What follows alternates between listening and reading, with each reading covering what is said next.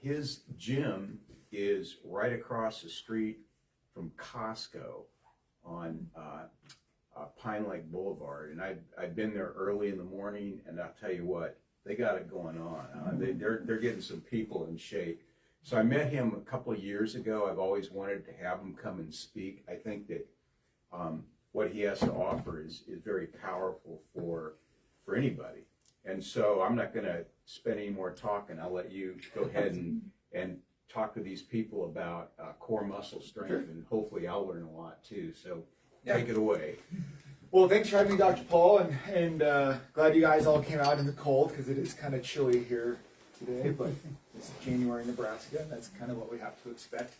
But yes, I'm Mike Hahn. I am the owner of Body Fit Training here in Lincoln. We've been open for almost 3 years now, but kind of what my goal for today is. I want to kind of introduce myself, tell you a little bit about my background, kind of the importance of kind of functional training and the importance of strength training as we age and just through any parts of our lives, why that's important, why keeping our core strong and engaged is important, and what you can do to kind of facilitate that.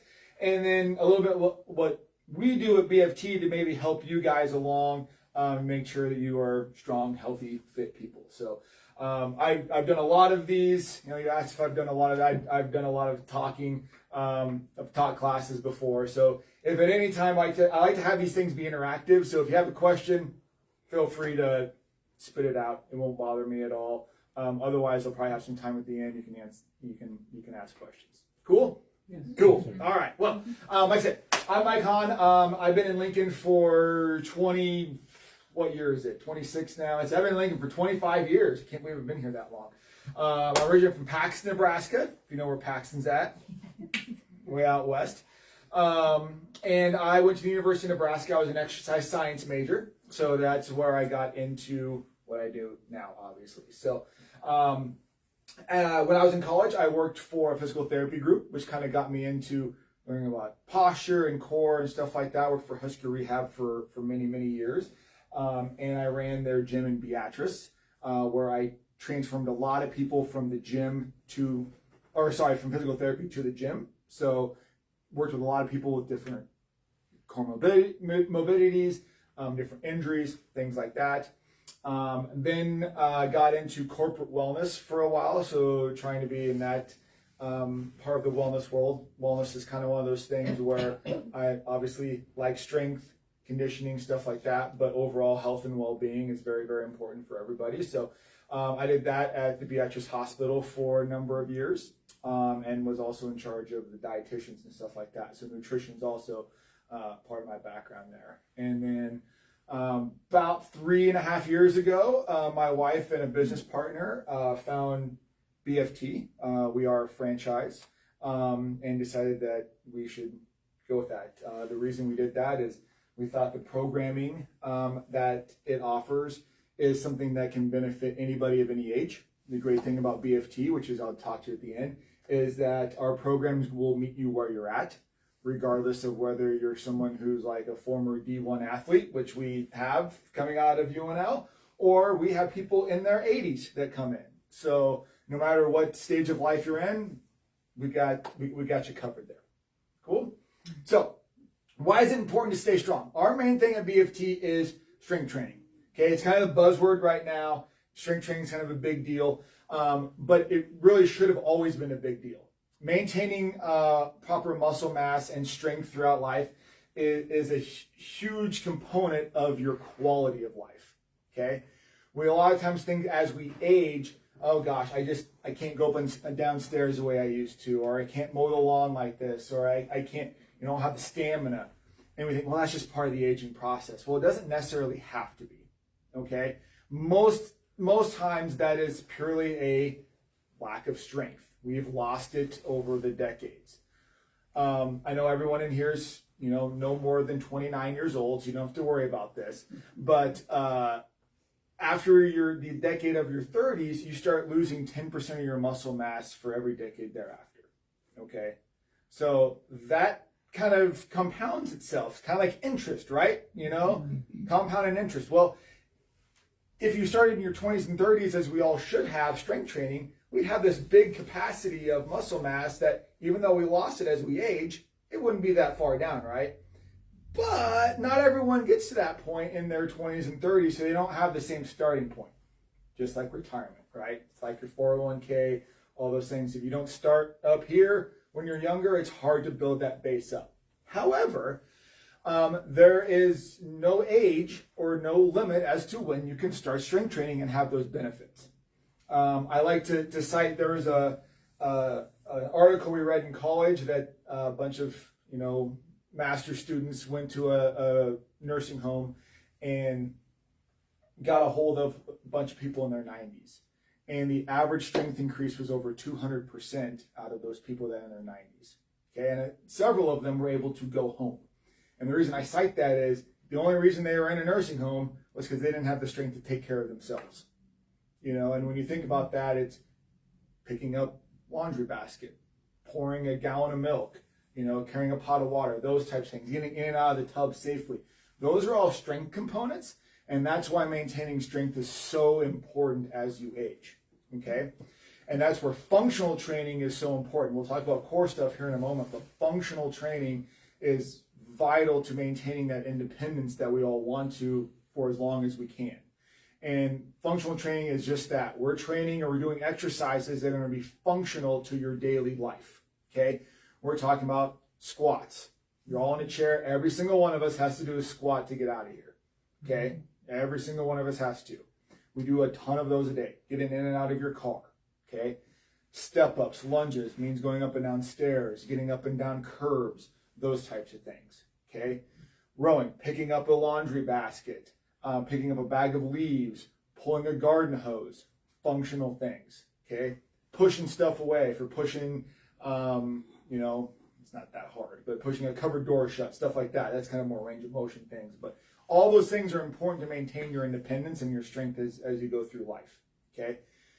What happens then, unfortunately, is we don't always do enough of that to maintain that quality of life, right? That's just, we get busy, life happens, stuff like that. But it's very, very important to do that, and you can do that at any age. The second thing that's important for doing functional training is maintaining all the other positives that go along with it. That is increased bone density, okay? As we age, once again, we unfortunately start to lose bone density. But the biggest thing you can do for yourself is apply stress to your bones, such as lifting, doing impact training of some kind. That's going to apply stress to your bones. It's going to help keep them stronger for a much longer period of time, okay? The other thing that strength training does and functional training does is, as we age, unfortunately, our bodies break down in certain ways. We start to get things like arthritis, right? We all have something somewhere that doesn't feel super awesome probably most days. But as long as you maintain and move that, that's the best thing for that. And strength training does that, okay? I tell people a lot of times with strength comes stability, okay? If you have a strong joint, you have a stable joint. If you have a joint that is somewhat arthritic or something like that, a lot of times it doesn't have the stability. So let's think of our knees here. If we don't have a lot of stability there, that knee is going to shift back and forth a lot and deteriorate even faster. But if we have a strong, stable joint, then that we can kind of stave off some of those arthritic advances as we age, okay? So multiple things that go into, strength training and how it has a positive effect on us as we age, okay? The other thing is anybody of any age can do it. It doesn't matter. I think people get to the point, well, I'm too old. I hear that on the phone all the time. I talk about, I don't know if I can do what you guys do. And the fact of the matter is, you might not look like someone who's 25 or 26 doing it, and that's fine. I am 42 and I don't look like those people anymore, unfortunately. That's life. But I pretend sometimes. Yeah. But that doesn't mean, that doesn't mean, taking a class or doing something on your own isn't important. Just because it doesn't look like somebody, just because you're don't compare yourself to someone who's 26. Nobody should probably do that unless they're 26. So those are all important things to do that. So doing something, keeping active is really important. Okay. So as we go through that, we talked about, I know he has core muscle exercises and stuff like that. When we talk about core exercises and the importance of it, I think core kind of, I don't know, I think people take it, I guess I would just ask the question to you to keep it interactive. What do you guys think your core is? Anybody? Stomach. That's what I get a lot. Anything else? It's actually the whole body, isn't it? Well, it's close to it. So when we're talking about our core, my abs, I gotta get my abs tight. Okay, that's cool. And that's part of it. We've got 4 abdominal muscles there that are important, but our core wraps, it's all of this here. Especially going down to our pelvic floor muscles, which are important. Okay, we have our low back muscles here that have to be engaged as well. So it's not just our front muscles we want to pay attention to. It's basically everything from your diaphragm to your hips. Okay, and why that's important? Well, if you can have a good strong core and it moves the way that it's supposed to, then your risk of having low back pain, hip pain, even knee, foot pain, shoulder pain, stuff like that goes away because you're moving correctly. Okay? Now, this might shock you a little bit, but we don't do a lot of just specific core exercises at BFT. And even me as a trainer, I've never really thought about, hey, we have to do this specific ab exercise, or we're going to do sit-ups or do something like that. There are some really good ones, but what I really want people to do is to activate their core through every single exercise that they do. Okay? So if we're doing a squat, you're getting up and down out of a chair, I want you to think about, hey, there you go, you're on the right track. There's a couple ways that I see, I give cues for it. The one that's probably the most, I guess, PC of it is, hey, sternum, belly button, close that gap. Okay, if you can keep that core strong, you're going to keep that gap. The other ones that I used to tell especially when I was personal trainer, I was like, I'm going to punch in the belly button, so what are you going to do? There you go. Okay? But that does a few things. If we can close this gap, we can get our pelvis in a much more neutral position here. All right? We're not using these low back muscles as much. Our glutes are kicking in. That's going to help stabilize our pelvis as we stand up. So there's a lot of things that go into maintaining and keeping your core strong, but also using it properly. Okay? Being trained on how to use it properly. You could go and do 100 sit-ups, but if you don't use your core properly, it's all for naught. Okay? So you got to be able to be trained how to do that and to be able to keep your pelvis, your back, and everything in a nice, safe position. Okay? So we don't work on a ton of just core exercises or ab exercises, if you will. We incorporate those into almost everything that we do. Okay? And what we do a lot of at BFT, like I said, is functional training. So we do a ton of squats. We do a ton of hinge movement, which really works this posterior chain. So if we're doing hinge movement, I always tell people we're going to think about putting a bar right in between your hips, and you're going to bend over. You're going to push the refrigerator closed with your hips. Simple as that. Okay, but a lot of people, when they bend over, what do? Okay, that makes a lot of stress on this low back area.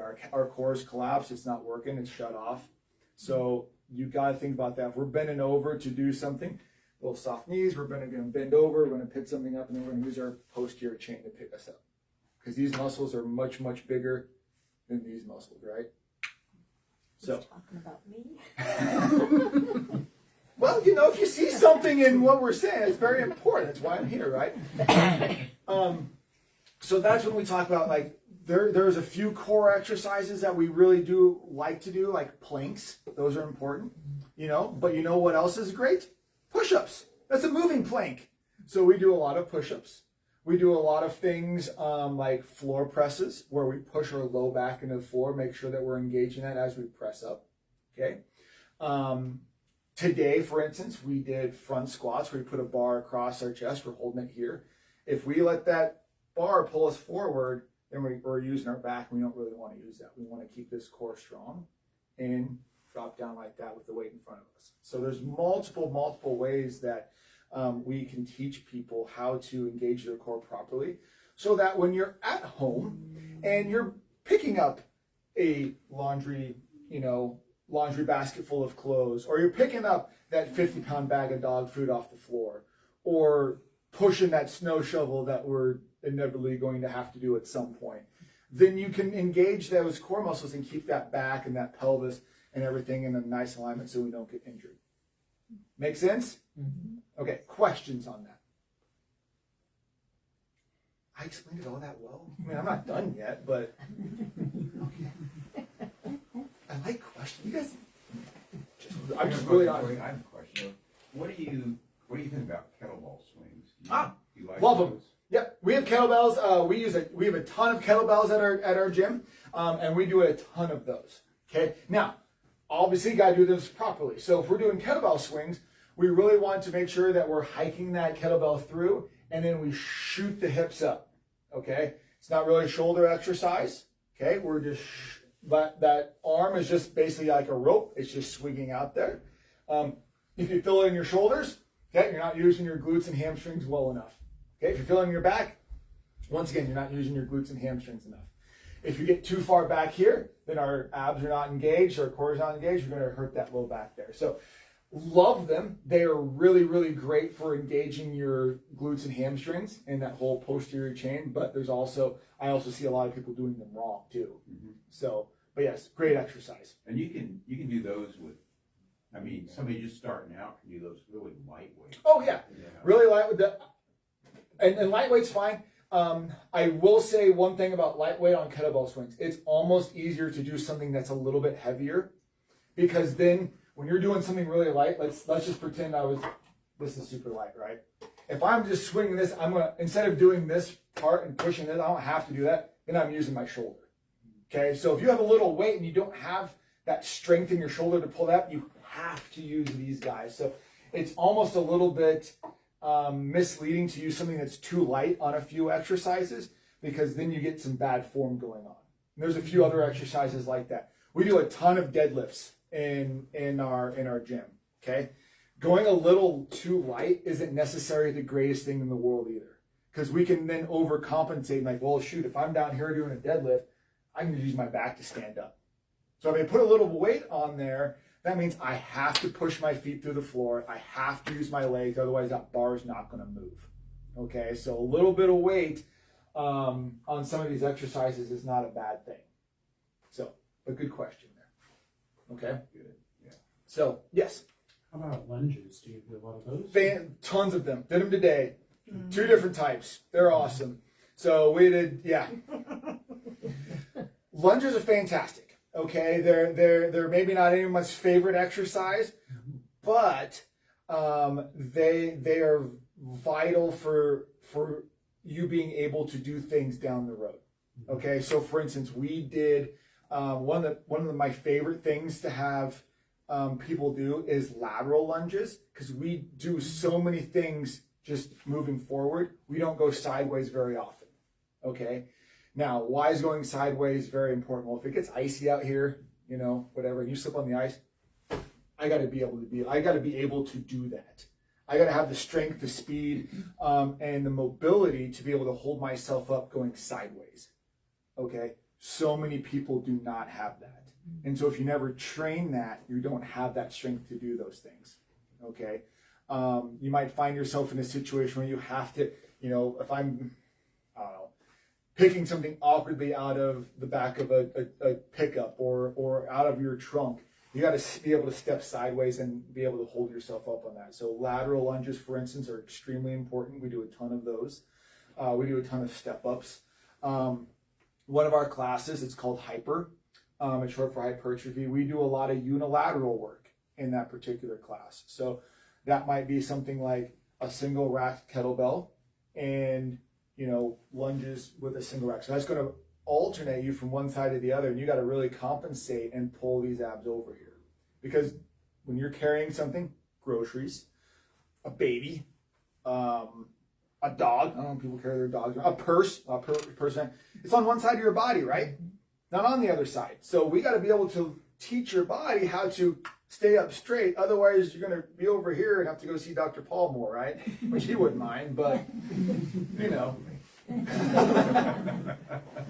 So those are a lot of things that we do here. And I was getting to kind of some of the, we do functional stuff like that.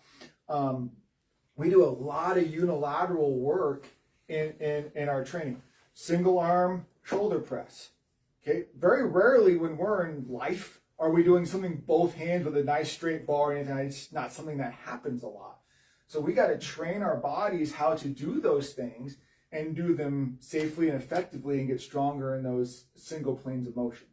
So yes, good question. Kind of went off on a rant there, but. So you do a lot of single weights. A lot of single stuff. A lot of unilateral work. Okay. Because you have to, your core has to be stable. Has to be. Do that, You can't. 2 weeks ago we did what's called waiter's carry. So we did kettlebell waiter carry. So you're standing up here with one kettlebell above your head and you're just walking. That's it. That's all you're doing. We do a ton of farmer's carry. What's farmer's carry? Just literally just pick up a weight and you just walk around. One thing, very, very functional exercises that we do that relate to the real world. Tons of them.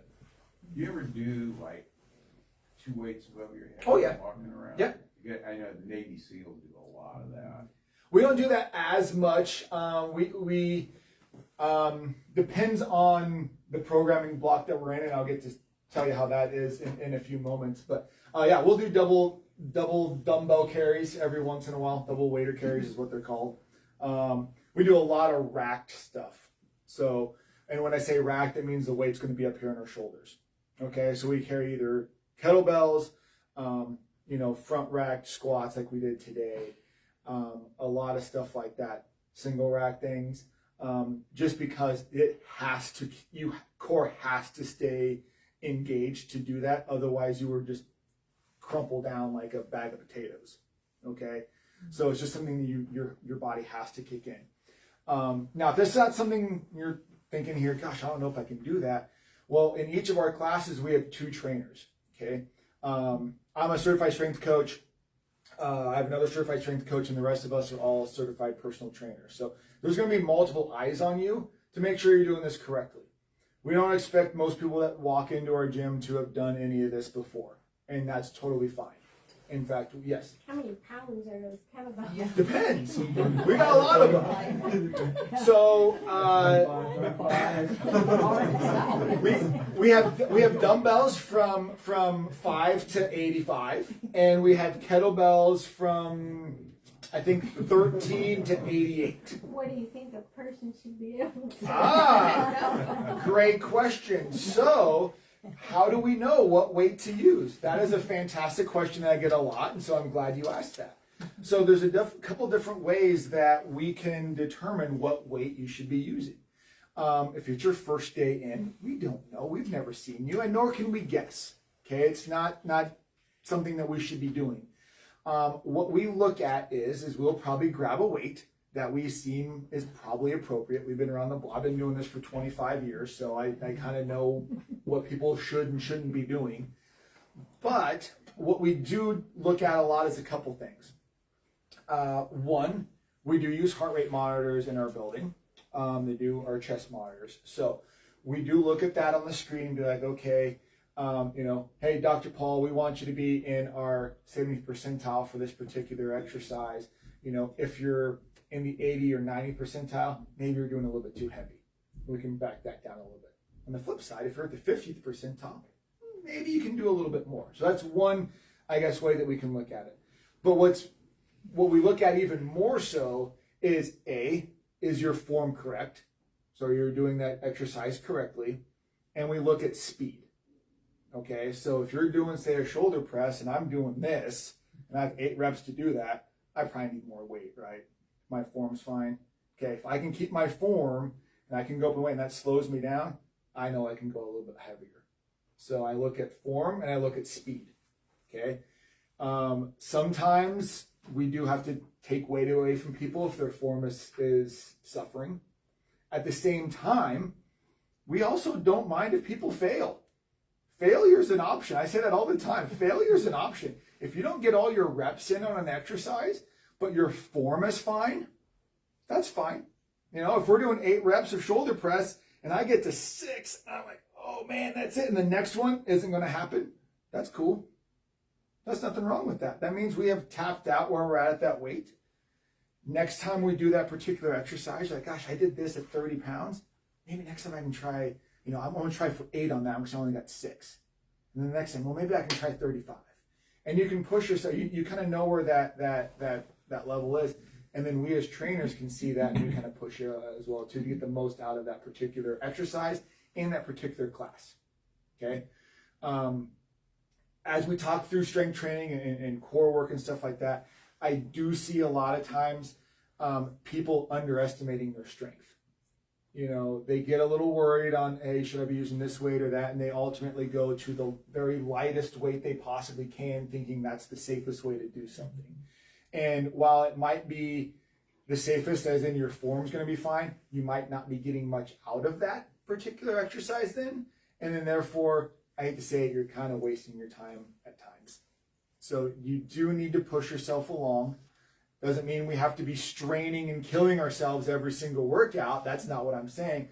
But at the same time, we need to be kind of pushing ourselves to at least get a little bit better every time we come into the gym. Okay? Does that kind of answer your question? But we look at that a lot of different ways.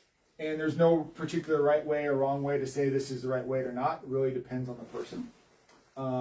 There's also going to be individuals that have, say shoulder, impingements or knee issues or stuff like that, that we do have to be cognizant of and be like, okay, today's not the day for you to be doing anything that's really super heavy. Let's just work through mobility and form through that. And that's fine too. So that was my question. Yeah. Like shoulder or hips, arthritis. Yep. So do you you ask us, or how does so usually when people come in, I always ask people, I give them the same spiel, hey, got any bum, knees, hips, shoulders, anything like that we need to be aware of? So then you can check. Yep, we check through that. So we don't do necessarily a pre-class check off or anything like that, but what I do is say, okay, yeah, hey, I had rotator cuff surgery 10 years ago, or, I've got a knee replacement, or I got a hip replacement or something like that. Okay, thanks for letting me know. If there's anything that we need to modify, we will do that. All of our trainers are pretty good about knowing what those things are. We've all, gosh, you asked me how many people I had working there, and I'm not sure, but I think almost all of us are over 30 and have had like 10 plus years of experience. So we've been around the block for a while. And so, we've seen a lot of those things throughout our careers and can adjust accordingly. Like I said, BFT's programming is great because it's going to meet you where you're at. So for instance, let's say we were doing, let's say push-ups was in our plan for that day. Okay. Push-ups off the floor might not be in the cards for everybody, and that's fine. Maybe we do push-ups on our knees. Okay. Maybe that's not in the cards for everybody. We have boxes, or we can put a bar up so you can do elevated push-ups. We can find something that's going to work for you that allows you to do the same type of workout or same type of exercise, just modified for your specific needs. Okay. So, yeah, good question though. I have a quick question. Oh, sure. Sometimes I will tell people that are really out of shape, pretty old, just start out with wall push-ups. Yeah. Same thing. We do wall push. We like to put a bar up. So we got our racks up, and we put a bar up so we can adjust the height. Wall push-ups. As you get down to a certain point, the wall will fall away and you'll hit your face. So we can adjust that bar down on our rack to let people get down to the floor further. So that's awesome. Yeah. Yeah. So we use those a lot. We also we've got jump boxes that go different heights. And those are also great because we can just flip them over to a different height and someone can do a push-up off a box. So, what do you think of burpees? Love them. I love burpees. And we do a ton of burpees. I know everyone's like, oh, burpees. But once again, same thing. We have a lot of people who do them quite differently. They might do them off a box. They might do them off of a bar. And they might not get the jump involved. And that's fine. What is a burpee? Huh? What is it? What's a burpee? A burpee. I will demonstrate a burpee. I gotta go this way. So you jump down, you do a push up, jump up, and jump up. I don't know. Named after a guy named, his last name was Burpee. He invented it for the Army back in World War I believe. I'm a full firefighter right now, and we have to do 100 burpees in 10 minutes. Oh, That's pretty my. good. That's a lot. That's part of the physical agility. Yeah, we do a lot of burpees, much to the chagrin of a lot of people. Not everyone, most people don't like burpees, but we do a lot of those. Unlike her. If you But it's got a me core, it's a down, very I good would not get up. Yeah. But here's the great thing about burpees. Okay, burpees are a controlled fall. Okay, they really are. And so many times people, as we age, I forget about talking about strength and stuff like that, don't maintain the ability to get up and down off the floor. And that is such an important thing to maintain as you age. I'm kind of running out of time. How much time do I have?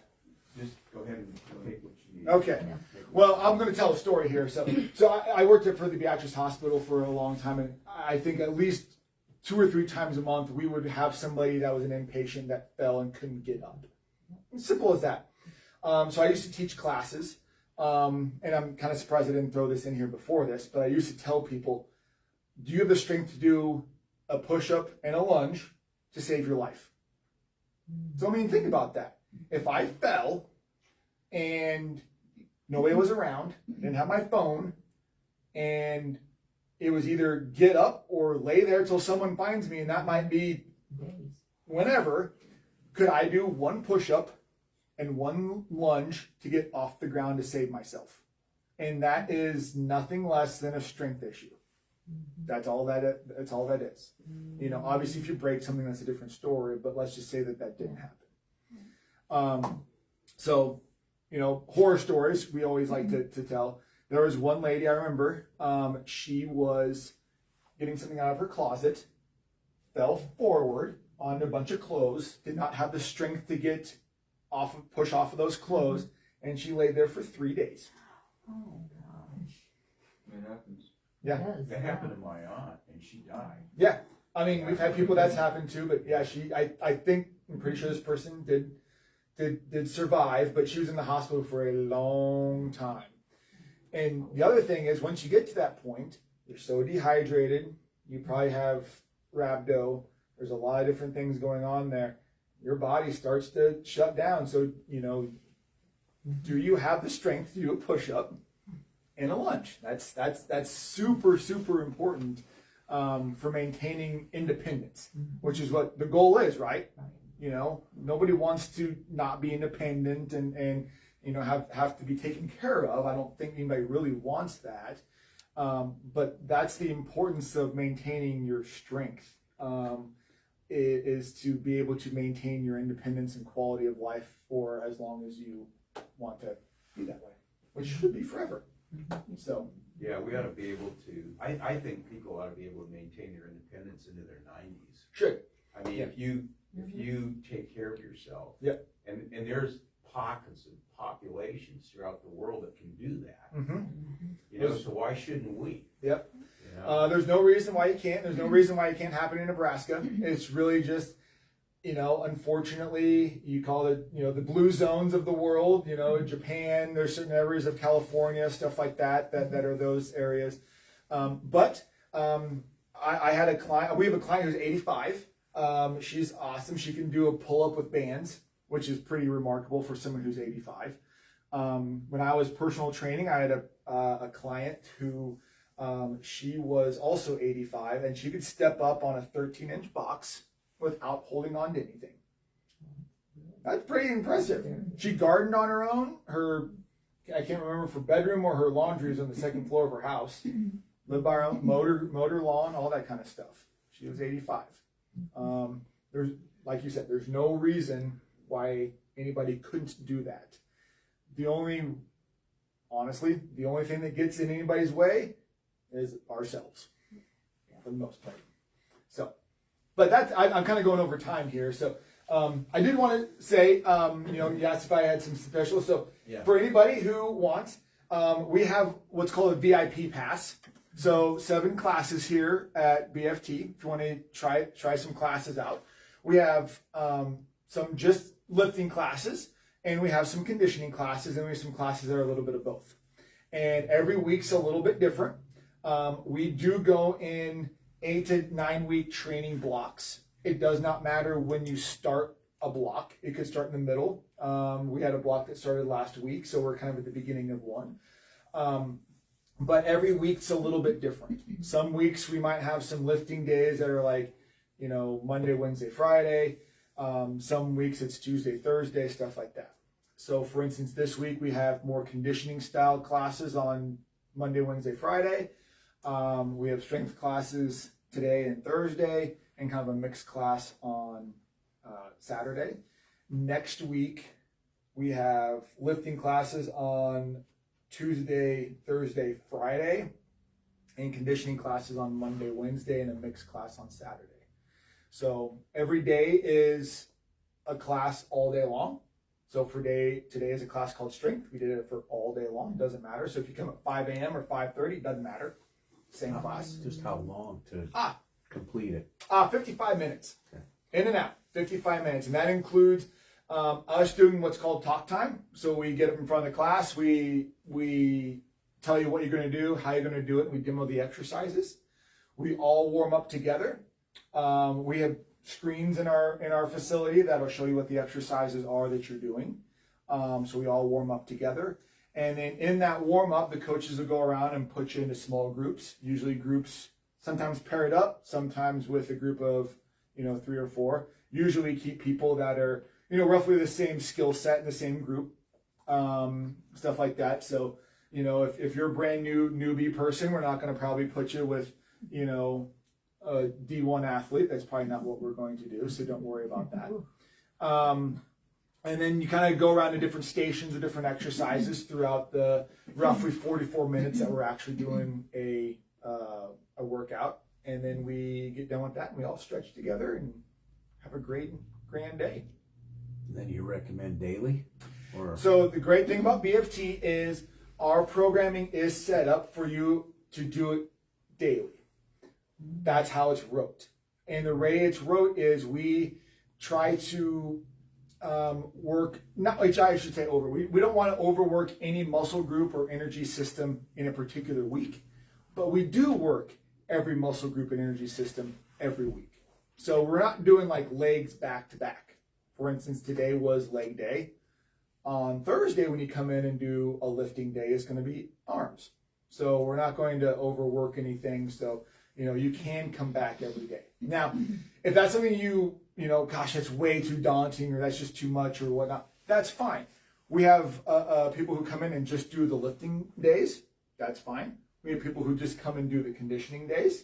That's fine. We have some people who do a little bit of both. So it just depends on kind of what your goals are and a lot of different things. So, and we'll work with, us trainers or talk to you about that, and then I don't want to give anybody a membership that doesn't match their goals, that's really not what I'm in for it for. I want people to be successful and get what they need out of us. So, but I do have 7 free classes, and I'll leave a stack of them here for you. Great, thank you. But this is what we call our VIP pass. Most trials are 1 class or 3, but I'll give you 7 classes in 8 days. And then if you do, decide we're a good fit for you and you want to continue on, I'll give anybody who says that you're, a patient of Dr. Paul's 10% off of any membership that you might choose. So just let who's ever, if you get that far into this, you can obviously let me know. I'm pretty good at remembering faces, but remind me if it's one of my associates that are there, another team member of ours, then just let them know, hey, I'm a patient of Dr. Paul's, and can I get my 10% discount? So very good. What are your hours? Is it Monday through Friday? We are open every day. So, but we are just class based. So our classes are, we have a 5 a.m., a 6:15, an 8:30, a noon, and a 5:30 p.m. Monday through Thursday. Friday, we have a 4:15 instead of a 5:30 p.m. So a little bit earlier on Friday. Saturday is 8 and 9:30 a.m. And Sunday is 7 a.m. and that's our High Rocks class. And so if you want to look up and find more about High Rocks, it's kind of a fitness racing series, and that's kind of our special training class for that one. We don't have a ton of people that go to that one unless you're trying to do High Rocks. So that one's kind of a special one. That one's pretty intense. So is that all on your website? The hours are on our website. Our classes that if you want to know more about our class, we have 13 different classes. We have 6 of them that are just lifting. We have 3 of them that are more conditioning style, cardiovascular work, and then we have 5 of them that are kind of a mixture of both. So, and we have age ranges from 18 through 85 right now. So a lot of different age ranges, a lot of different fitness levels, backgrounds, stuff like that that come in here. So, yeah. Good. One of my goals with these classes and with my patients is to have them not see me or any other doctor as much. And what you just presented would help that a lot. We've had a lot of people who, I think specifically, have just felt more confident in their body, and that's the main thing. That's what I look at a lot. But we had one person. He's a few years older than me. He just hadn't been working out. Life gets ahead. Life happens. And the first day he came in, his wife worked for Brian, and he immediately went to the ER after our class. He thought he was having a heart attack. No, I'm not kidding. It turned out he had a lung infection. But that was, he was pretty worried. He did not feel well, and that kind of scared him. He was like, gosh, this isn't good. But his cholesterol has come down about 40 points since he started. He's dropped about 30 pounds, and very, very fit individual now. But he certainly didn't feel that way when he came in the first day. And we joke about that a lot now. Yeah, you see blood sugar go down, insulin levels, all those metabolic markers that are really important for him. They're really, and the other thing that I didn't really get to as far as maintaining muscle mass is being able to be more insulin resist, or have more insulin uptake. The less muscle mass that you have, the more insulin resistant you get, because there's less places for that sugar to go. And we all have sugar, we all eat, so if we're going to have blood sugar, we got to have it somewhere to go. And if we don't have enough muscle mass to put it anywhere, then our blood sugar just stays elevated. And that was one thing I did at the Beatrice Hospital. I was in charge of the dietitians and diabetes ed program, and that was something we harped on a lot, is you got to maintain muscle mass. It's so important. Could you just maybe touch on men, muscle mass, and testosterone? Sure. So as any man ages, their testosterone level does decrease quite a bit. I would encourage anybody to get it checked to see kind of where it's at. Not only your total testosterone, but your free testosterone as well. But what's the main thing about testosterone is it helps people recover. Women need it too. Very important there. So I wouldn't obviously, count on having women get theirs tested, but their need for it is much less than a guy's. But once testosterone gets down, lower, and you're not producing it as much anymore, your ability, a guy's ability to maintain muscle mass and also recover is very much compromised. And so that's something that's very important to maintain. On the flip side, the more you lift, the more muscle mass you have. Typically, testosterone is a negative feedback loop. So the more your body says, hey, I need it, the more it's going to pump it out. So the more muscle mass you have, the more you're going to start pumping out testosterone, stuff like that. So you can kind of kickstart that a little bit on your own by lifting weights. But sometimes you do need an extra help, but it would be advantageous to get it checked, I would think. Makes people feel a lot better if it's where it should be. Yeah, it's really useful to have those numbers, but I totally agree with you that most of the men, they lose their testosterone through aromatization because they're eating too much sugar, they're That under too too. much stress. Their body's making enough, but it's just being shunted in the areas that Yeah. aren't good. And so lifting and all of that just completely flips that script. Yep. Which I think is really important. Yeah, it's crazy just what lifting will do to help stabilize testosterone levels in men and women. But you know, once again, women don't have a ton of it. In fact, very, very little. But guys need a lot more of it. So, yeah. And you can maintain it for a long time if you work at it. Yep. You know? Yeah, there are guys who, you know, lift and work out there in their 60s and 70s and will have testosterone levels greater than guys in their 20s that don't do anything, which is wild. So It happens. It does. It does, yeah. Yeah. That's right. Good question. Any other questions?